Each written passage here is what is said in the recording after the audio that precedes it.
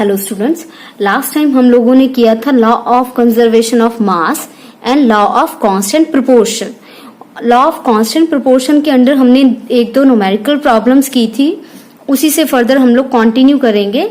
तो वहां पे हम लोगों ने एक न्यूमेरिकल प्रॉब्लम की थी, when 5.0 gram of calcium is burnt in 2.0 gram of oxygen, 7.0 gram of calcium oxide is produced. So the question is, what mass of calcium oxide will be produced when 5 gram of calcium is burnt in 20 gram of oxygen?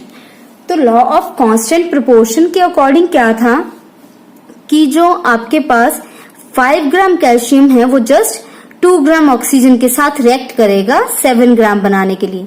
तो यहाँ पे oxygen कितनी given है? 20 ग्राम। It means 20 ग्राम में से just 2 gram oxygen will be used.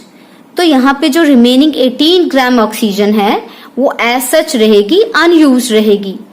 तो जो amount या जो रिएक्टेंट यूज नहीं होता, रिएक्शन में कंप्लीटली कंज्यूम नहीं होता, उसको हम लोग बोलते हैं एक्सेस रिएक्टेंट। Access reactant. और जो रिएक्टेंट या जो स्पीशीज रिएक्शन में कंप्लीटली कंज्यूम हो जाता है, जो रिएक्शन को लिमिट करवाता है, उसको बोलते हैं हम लोग लिमिटिंग रिएक्टेंट। तो यहाँ पे कैल्शियम कंप्लीटली कंज्यूम हो जाएगा, पूरा का पूरा कैल्शियम ऑक्साइड में कन्वर्ट हो जाएगा। So in this case calcium is limiting reactant. Oxygen कुछ ना कुछ अनयूज्ड रहेगी क्योंकि कैल्शियम सारा का सारा 2 ग्राम ऑक्सीजन के साथ कंबाइन कर जाएगा। तो जो हमारी ऑक्सीजन है वो हो गई हमारा excess reactant. Now the next topic is Dalton atomic theory. तो डाल्टन एटॉमिक थ्योरी में आपके पास क्या है? सबसे पहले तो हमारे जो इंडियन फिलोसोफर थे महर्षि कन्नड़, वो भी इसी के बारे में स्टडी कर रहे थे कि how the matter is made up of. तो उन्होंने कॉन्सेप्ट दिया था परमाणु कॉन्सेप्ट, जो एटम बॉम्ब।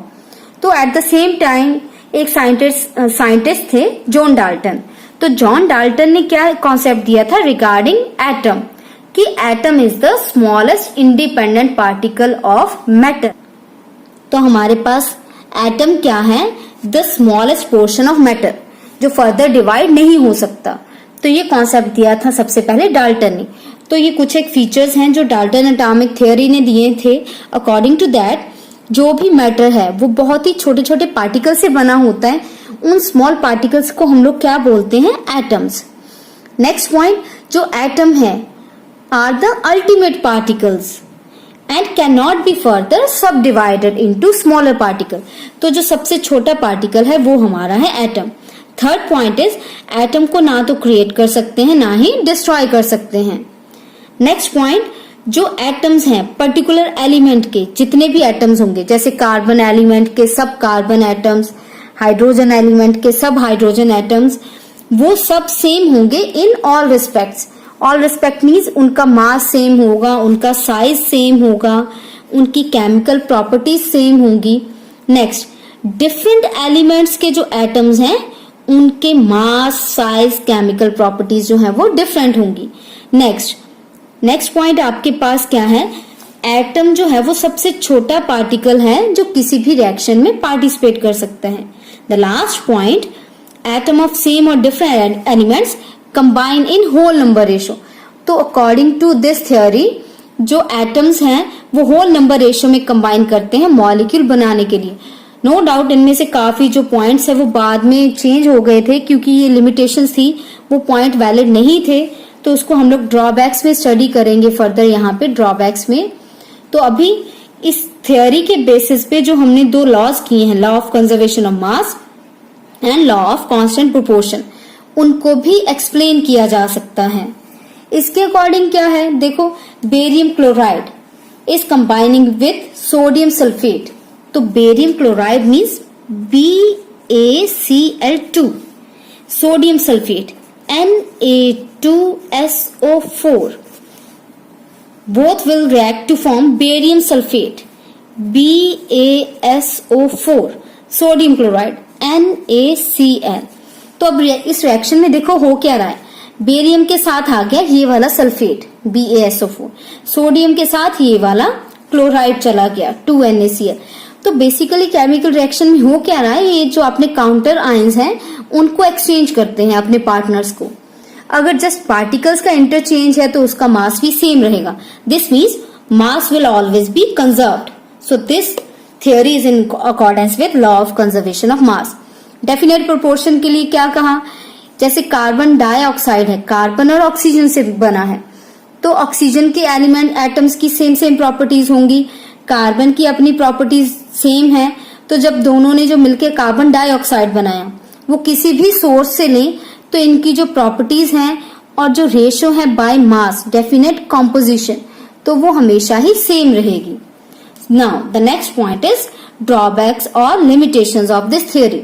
अब देखो इस थ्योरी ने क्या कहा कि जो एटम्स हैं वो आपके पास डिवाइड नहीं होता। Atom is the smallest particle, लेकिन हमें पता है atom has been found to be made up of subatomic particles, electrons, protons, neutrons और भी कई टाइप के पार्टिकल्स होते हैं।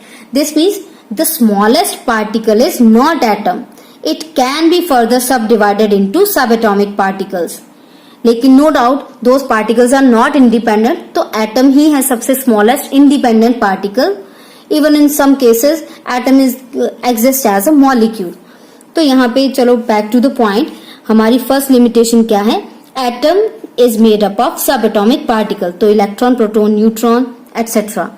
अब इसमें आपके पास क्या है, next point, atoms of the same element may have different mass. अब डाल्टन एटॉमिक थ्योरी ने क्या कहा कि जो सेम एलिमेंट के एटम्स हैं उनका मास सेम होता है, लेकिन हमें पता है जो आइसोटोप्स हैं same atomic number but different mass number. ये नेक्स्ट चैप्टर में भी हम लोग डिटेल में स्टडी करेंगे। जैसे hydrogen has 3 isotopes, H1 mass number 1, mass number 2, mass number 3। तो आपके पास हाइड्रोजन के 3 आइसोटोप होते हैं, तो तीनों का मास डिफरेंट है तो ये हाइड्रोजन एटम्स। तो सेम एलिमेंट के जो एटम्स हैं, हाइड्रोजन एटम्स हैं, इनका मास डिफरेंट हो गया। थ्योरी ने क्या कहा था, सेम होना चाहिए मास। तो नेक्स्ट है आपके पास सेकंड जो पोस्टुलेट कहा था कि डिफरेंट एलिमेंट्स के एटम्स की डिफरेंट प्रॉपर्टीज होती हैं, लेकिन कुछ एक एटम्स ऐसे होते हैं जिनके एटॉमिक मासेस सेम होते हैं। फॉर एग्जाम्पल कैल्शियम, पोटेशियम, दोनों के जो मासेस हैं ऑलमोस्ट सेम है, नियर अबाउट 40। तो ये डिफरेंट एलिमेंट्स के एटम्स हो गए, कैल्शियम अलग है, डिफरेंट है, पोटेशियम अलग है, लेकिन इनका मास जो है अप्रोक्सीमेटली सेम है। Next point, atoms of different elements may not always combine in simple whole number ratio. तो थ्योरी ने क्या कहा था कि एटम्स हमेशा ही same simple whole number ratio में कंबाइन करते हैं, बट हमने क्या देखा यहाँ पे कि कुछ एक मॉलिक्यूल्स, कंपाउंड्स ऐसे होते हैं जिसमें होल नंबर में कंबाइन नहीं करते हैं। फॉर एग्जाम्पल केन शुगर या फिर sucrose, the formula is C11H22O11, C12H22O11. So these are the limitations of Dalton atomic theory. Next video में हम लोग करेंगे regarding atoms, how big are they, atoms होते कितने बड़े हैं, एटम्स का साइज क्या है, उनकी इनिशियली सिंबल्स कैसे थे, बाद में कैसे फाइनल जो सिंबल्स एट प्रेजेंट हम लोग यूज करते हैं वो किस साइंटिस्ट ने दिए थे। तो ये सब हम लोग करेंगे नेक्स्ट वीडियो में। अगर आपको वीडियो अच्छी लगी हो, समझ आया हो तो शेयर कीजिए, लाइक कीजिए। Thank you.